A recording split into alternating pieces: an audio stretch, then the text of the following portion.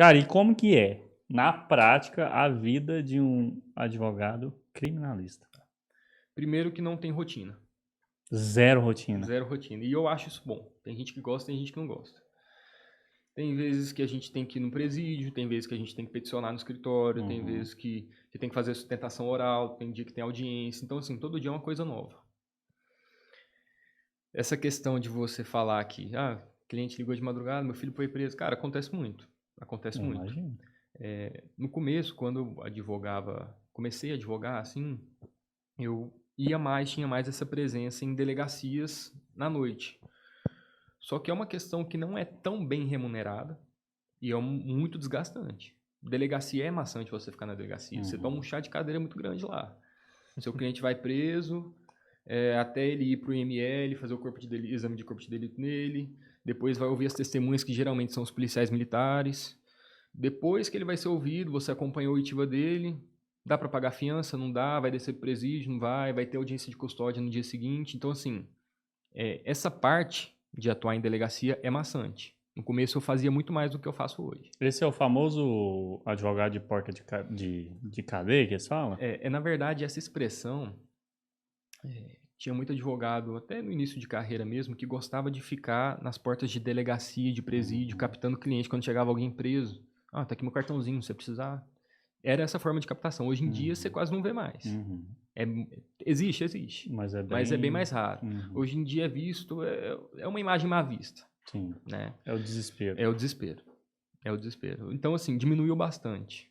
Diminuiu bastante. Hoje existem muitas outras formas de captação.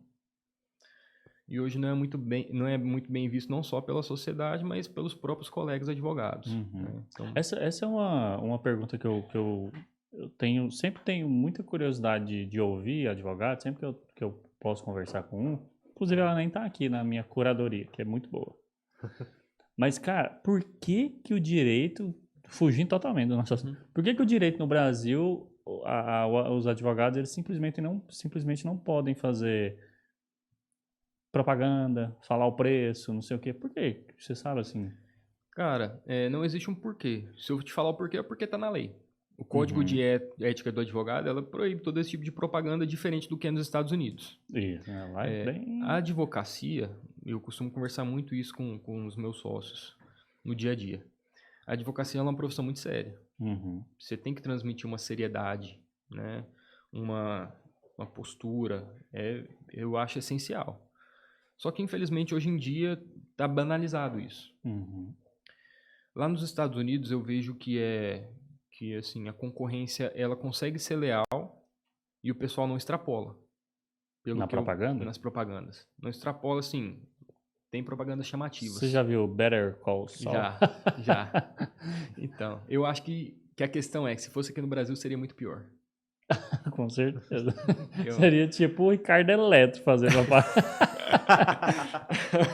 Pá! Tiro você da prisão agora! Vou te tirar da cadeia agora, rapaz! É isso. Vem comigo! Better Call Chama no zap aqui! Better Call Saul é mais ou menos isso, né? É bem Cara, isso. Já viu esse seriado? Você não vê esse seriado também, né? Não, eu vejo, mas... Ele é o advogado. Você já viu Breaking Bad? Já. Ele é o advogado. Ele é o advogado Aí tem um seriado sobre ele. Cara, é sensacional. muito E ele bom. é esse cara, ele topa tudo, irmão. Ele só precisa ganhar dinheiro. Ele tem que resolver o lance dele. Mas aí qual que é a imagem que ele passa? De... Picareta total. Total.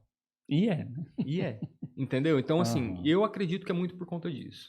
Tem muita gente que pede que se atualize isso para que a propaganda seja liberada e tal.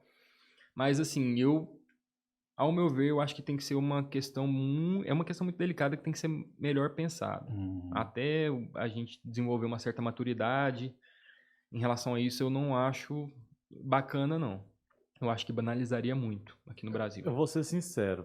Eu acho, assim, que a propaganda no Brasil, ela tá passando modificação, né? Tipo, a gente entrou no mundo digital e aí quem tem que olhar o que está acontecendo não consegue porque ainda não está adaptado. Então, eu acho que a propaganda em geral no Brasil, ela tá fora do que pede ali na legislação.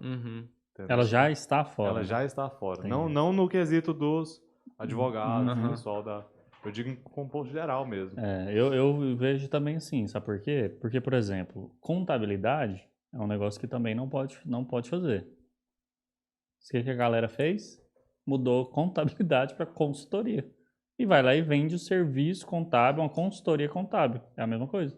Sim. No frigir dos ovos é a mesma coisa. Então eu concordo plenamente. Tem que ser revisto, né? Sim. Tem que ser E revisto. aqui, como na maioria das coisas, não tem muita fiscalização.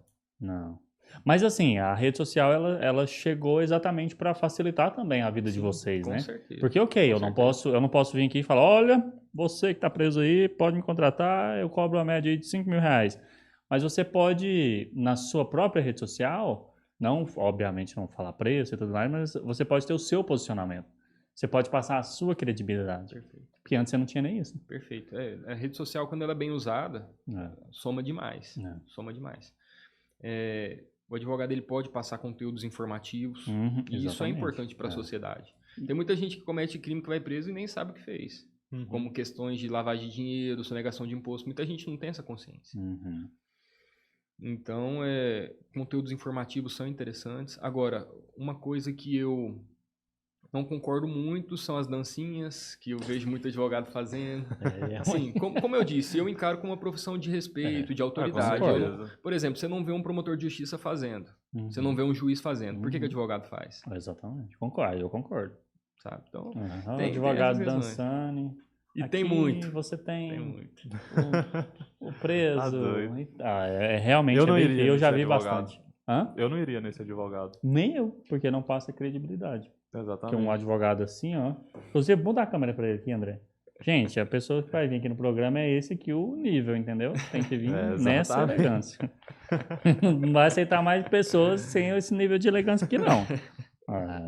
Cara, e aqui na sua vivência, assim, trazendo para o seu contexto, qual que foi a parada a causa mais difícil, assim, que você já pegou?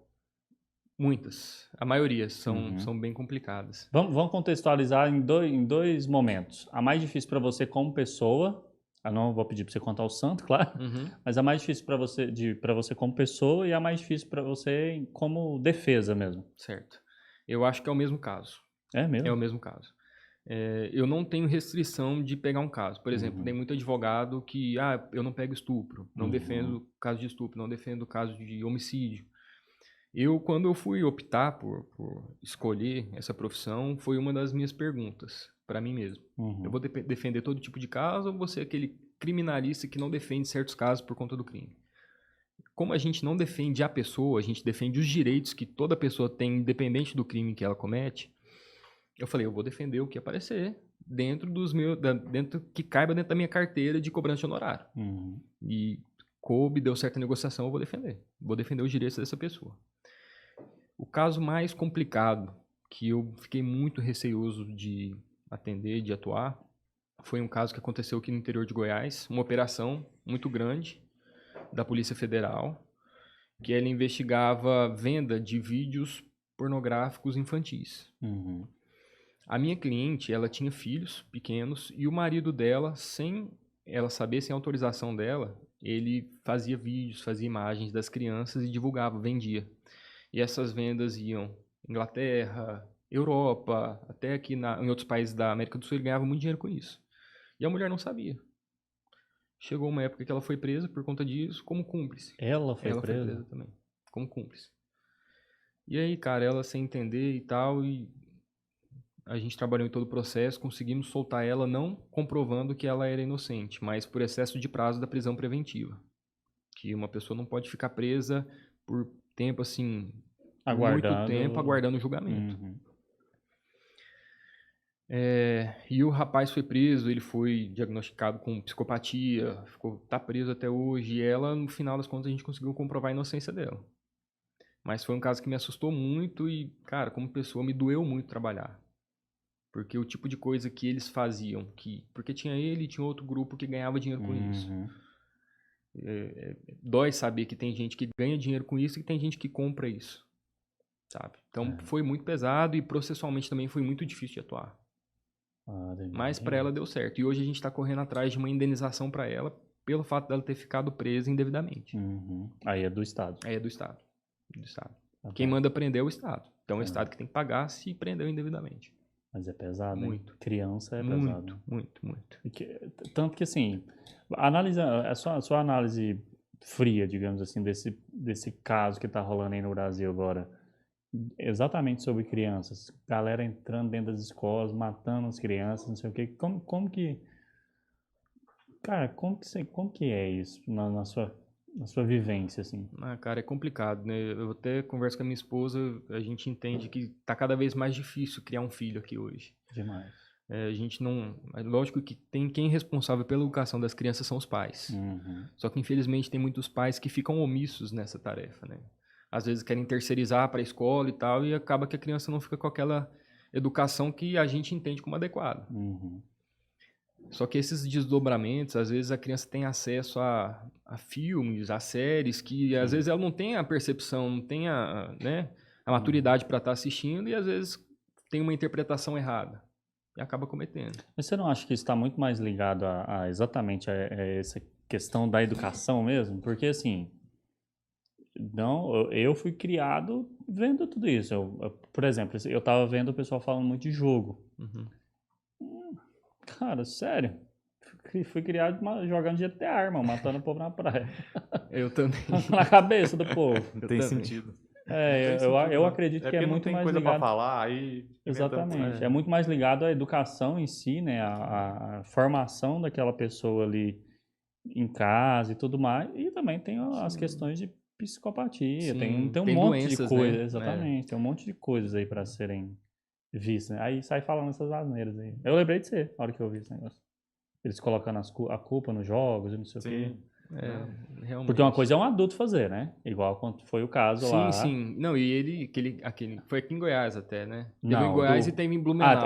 foi em Blumenau que Blumenau, sim. ele matou 4. Aquilo lá é completamente doente. Exatamente. Né? Completamente doente. Aí é uma outra coisa, porque aí você tem um adulto fazendo algo porque ele Sim, viu sim. num desafio ali. A digamos. criança ela é inimputável, né? Exatamente. Eu acho que hoje está faltando muito princípio. Por exemplo, hoje se fala muito em conversa, em diálogo, mas está faltando exemplo. Não sei se foi seu caso. Meu pai nunca teve diálogo nenhum comigo. Mas tudo que ele me deu de exemplo em relação a princípios, honestidade, verdade, reflete. Uhum. Hoje em dia eu vejo que está um pouco o contrário. Às vezes conversa demais e não tem muito exemplo. Na Dentro. prática é totalmente Exato. diferente, né? É verdade. Né? É verdade. Mas é uma discussão muito, muito séria que merece ser muito aprofundada, sério. que a política deve entrar e tem que tomar providências dentro de escola. E é difícil falar em tomar providências dentro de um lar familiar. Porque não tem como, né?